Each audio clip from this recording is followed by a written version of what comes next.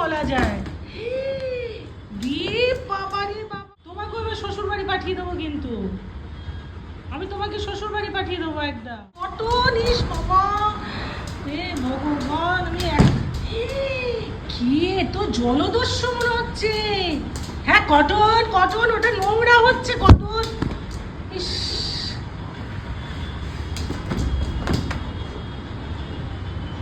কি বলা যায় তোকে, কি বলা যায়? বাবা রে বাবা, তুই তো তো এখনই এখনই খাবার পরে দেখছি অনেক শক্তি এসে গেছে তোর। সরো। ওরে ভগবান, এই মাত্র আমি পিলো কভারটা, কাঁচা কভার পরালাম, আর আমি আর আর কথা বলতে পারছি না, হাঁপিয়ে গেছে আমি। আমি এই জলদস্যুর পেছনে করতে ওদের নোংরা হচ্ছে না কটন, বলো? হ্যাঁ নোংরা হচ্ছে না কটন? এবারে ও হাঁপাবে, হাঁপিয়ে বসবে, তারপর ওর থেকে নিতে হবে। এটাতে কি লাভ হয় তোর, কি লাভ হয় বল? এটা করে তোর তোর কিসের এত আনন্দ পাস তুই? এই বসে একদম না, বেশি বেশি মানে কিছু বলি না বলে খুব বেশি হচ্ছে তোমার। জাস্ট পিলোটা কভারটা পরিয়ে আমি এখানে রাখলাম, আমি এটা কভারটা পরিয়ে সাথে সাথে নিয়ে চলে এলো। দেখছে টেরা চোখে।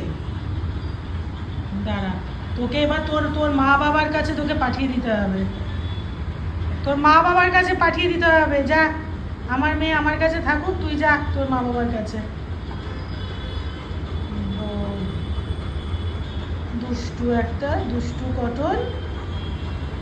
ক্যান্ডি কোথায় গেল? ক্যান্ডি পালিয়েছে। ক্যান্ডি প্রথমে সহযোগিতা করতে এসেছিল, যেই দেখেছে আমি চিৎকার করছি তো পালিয়েছে। তুমি আজকাল ওকে খুব হেল্প করো, আমি দেখতে পাচ্ছি এটা।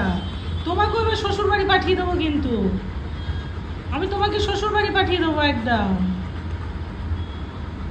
আর রাখবো না আমি তোমাদের দুজনকে, একেবারে তোমার শ্বশুর শাশুড়ির কাছে পাঠিয়ে দেবো। কাঁচা জিনিসটা নিয়ে কটন যে করছে, তুমি আবার তাকে হেল্প করছো। হ্যাঁ হেল্প করছো, ওটাকে তো আগে দেবো আমি। চোখে তাকাচ্ছে আবার, দুষ্টু।